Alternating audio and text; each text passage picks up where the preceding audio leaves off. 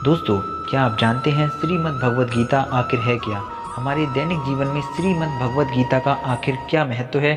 जानना चाहते हैं तो इस वीडियो को पूरा ध्यान से देखिए और अपने सुझाव कमेंट बॉक्स में ज़रूर दीजिए। असल में दोस्तों, आप इसे आधुनिक अंग्रेजी शिक्षा का प्रभाव कहिए या फिर धर्म के प्रति कुलकूटों की उदासीनता, लेकिन यह एक कड़वा सत्य है कि प्रत्येक धर्मों के लोगों में ही अपने अपने धर्म और धर्म ग्रंथों की जानकारी नहीं के बराबर है।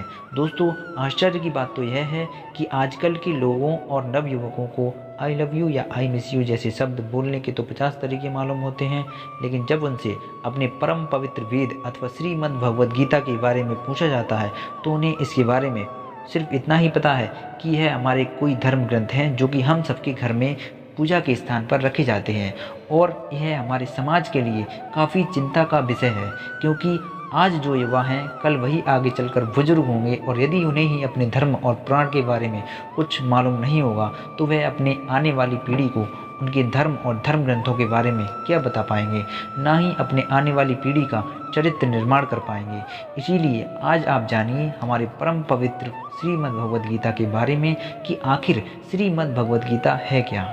श्रीमद् भगवद गीता का दिव्य ज्ञान महाभारत के युद्ध में भगवान श्री कृष्ण ने अपने सखा कुंती पुत्र अर्जुन को सुनाई थी, जब अर्जुन महाभारत के युद्ध में विचलित होकर अपने कर्तव्य से विमुख हो रहे थे। धर्म ग्रंथों के आंकड़े अनुसार भगवद गीता का उपदेश भगवान श्री कृष्ण ने अर्जुन को आज से लगभग 7000 साल पहले सुनाई थी, और इसकी खासियत यह है कि यह दिव्य ज्ञान आज के दिन में भी उतना ही प्रासंगिक और उपयोगी है, और तब तक प्रासंगिक रहेगा जब तक इस धरती पर मानव जीवन का अस्तित्व रहेगा। भगवान श्री कृष्ण ने अर्जुन को श्रीमद् भगवद गीता का दिव्य ज्ञान कुरुक्षेत्र के रणभूमि में रविवार के दिन सुनाया था, और उस दिन एकादशी थी। इसीलिए हमारे हिंदू धर्म में एकादशी का इतना ज़्यादा महत्व है।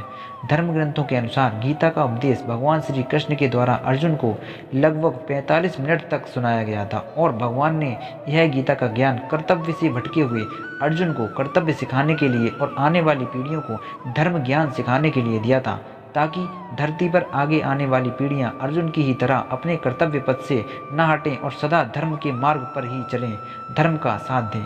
श्रीमद् भगवद गीता में कुल 18 अध्याय हैं, और 18 अध्याय में 700 श्लोक हैं, जिसमें मुख्य रूप से भक्ति और कर्मयोग मार्गों की विस्तृत व्याख्या की गई है, और यह भी बताया गया है कि इन मार्गों पर चलने से हर व्यक्ति निश्चित ही परम पद का अधिकारी बन जाता है।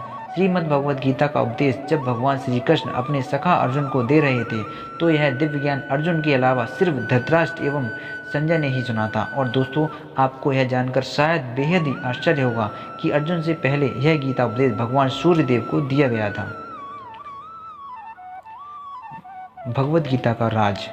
भगवद गीता कोई मामूली पुस्तक नहीं है, बल्कि यह मानव जीवन का संविधान है।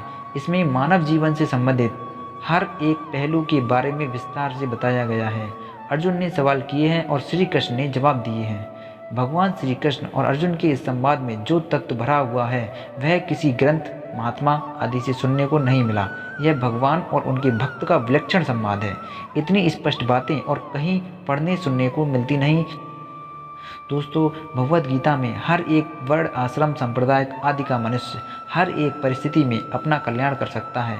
यह बात भगवद गीता में मिलती है, इसलिए यह संवाद बड़ा अद्भुत है। भगवद गीता भगवान श्री कृष्ण ने अर्जुन को निमित्त बनाकर मानव जीवन के कल्याण के लिए ही भगवद गीता कही है। जिस प्रकार गंगा जल में स्नान करने से हम पवित्र होते हैं, उसी प्रकार भगवद गीता ज्ञान रूपी गंगा जल से हमारी चेतना शुद्ध होती है। ऐसा केवल शास्त्र नहीं अपितु समाज के गणमान्य लोगों का जो यह कथन है। Mahatma Gandhi, Lal Bahadur Shastri, Albert Einstein, Sunita Williams और वर्तमान में संदीप माहेश्वरी जी, डॉक्टर विवेक बिंद्रा जी जैसे अनगिनत प्रभावशाली व्यक्तियों ने भगवद गीता पढ़कर दुनिया में महान काम किए। पुराने जमाने के राजा महाराजा भगवद गीता से ही प्रेरणा लेकर अपने राजपाट चलाते थे।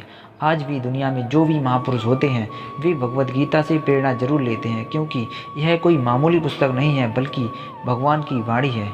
गीता में 18 अध्याय हैं, और इन 18 अध्याय में 700 श्लोक हैं जो मानव जीवन के सभी पहलुओं को समाहित किए हुए हैं। गीता में 18 अध्याय हैं और इन 18 अध्याय में 700 श्लोक हैं जो मानव जीवन के सभी पहलुओं को समाहित किए हुए हैं। इन 18 अध्यायों के नियमित पठन से मानव जीवन को सकारात्मकता की राह मिलती है, जो व्यक्ति को सही दिशा में ले जाती है। दोस्तों, भगवद गीता किसी स्थान पर रखने मात्र से उस जगह देवीय शक्तियों का आह्वान होने लगता है, नकारात्मकता समाप्त हो जाती है, वहाँ का वायुमंडल पवित्र हो जाता है और वो स्थान पूज्य हो जाता है, क्योंकि इसमें जो भगवान की मुख से निकली हुई वाणी है जिसका वातावरण में पूरा प्रभाव देखने को मिलता है। भगवद गीता अपने घर, ऑफिस में जरूर रखना चाहिए और इसका अध्ययन अवश्य करना चाहिए। जब भगवद गीता रखने मात्र से ये इतना फ़ायदा मिलता है तो इसके अध्ययन से तो पूरा ही मानव जीवन सफल हो जाएगा। आइए जानते हैं भगवद गीता के फायदे एक कहानी के माध्यम से। एक गांव में एक किसान का परिवार रहता था जिसके मुखिया का नाम रामदास था। वे गीता के टीकाधारक थे, अर्थात नियमित गीता का पाठ किया करते थे और लोगों को भी प्रेरित किया करते थे। एक दिन रामदास के पोते ने उनसे सवाल किया कि दादाजी, आप लोगों से कहते रहते हो कि गीता का पाठ करने से हमारा जीवन बदल जाता है, इसलिए मैं आज आपसे जानना चाहता हूँ कि गीता के पाठ से हमारा जीवन कैसे बदल सकता है। कृपया बताएं, क्योंकि पिछले कई दिनों से मैं गीता पढ़ रहा हूँ लेकिन मुझे कुछ समझ में नहीं आ रहा है। इस पर दादाजी ने थोड़ी देर तक सोचा और फिर पोते को एक काम समझाते हुए बोले कि सामने रखी हुई गंदी टोकरी को लो, नदी किनारे जाओ और नदी में से टोकरी भर के पानी लाओ, उस कुंड को भरो जो खाली पड़ी है।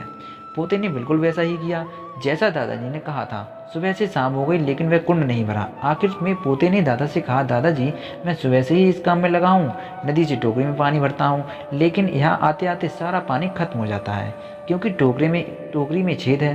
अब मैं ऐसा करता हूँ कि बाल्टी से पानी लाकर इस कुंड को भरता हूँ। इस पर दादाजी मुस्कुराए और बोले, बेटा, जरा उस टोकरी को ध्यान से देखो कि वह अब कैसी है। इस पर पोता बोला, बिल्कुल वैसी ही है जैसी सुबह थी, लेकिन सुबह गंदी थी, अब साफ हो चुकी है। इस पर दादाजी ने पोते को समझाया कि जैसे यह टोकरी नदी के पानी के स्पर्श से स्वच्छ हो गई, बिल्कुल वैसे ही भगवद गीता को नियमित पढ़ने से हमारे अंदर जमी हुई सारी मैल साफ हो जाती है और हमारे विचार भी साफ हो जाते हैं। हमारे विचार ही हमारे सोच को प्रभावित करते हैं और हमारी सोच हमारे कार्य को और हमारे कार्य हमारे नतीजों को प्रभावित करते हैं।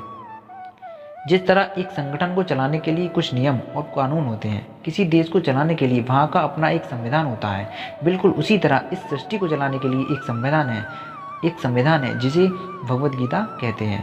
जो इस संविधान को मानते हैं, इसके अनुरूप खुद को लेकर चलते हैं, अर्थात जो लोग नियमित भगवद गीता का पाठ करते हैं और अपने आप को उसी के अनुरूप लेकर चलते हैं, वे लोग कुछ खास होते हैं और अपने जीवन में कुछ बड़ा करने वाले होते हैं। वैसे तो भगवद गीता पढ़ने का हमारे जीवन पर बहुत अपार आनंद शामिल है, फिर भी हम भगवद गीता को पढ़ने के कुछ महत्वपूर्ण फायदे बताते हैं जो आपकी जीवन यात्रा को प्रभावित करते हैं।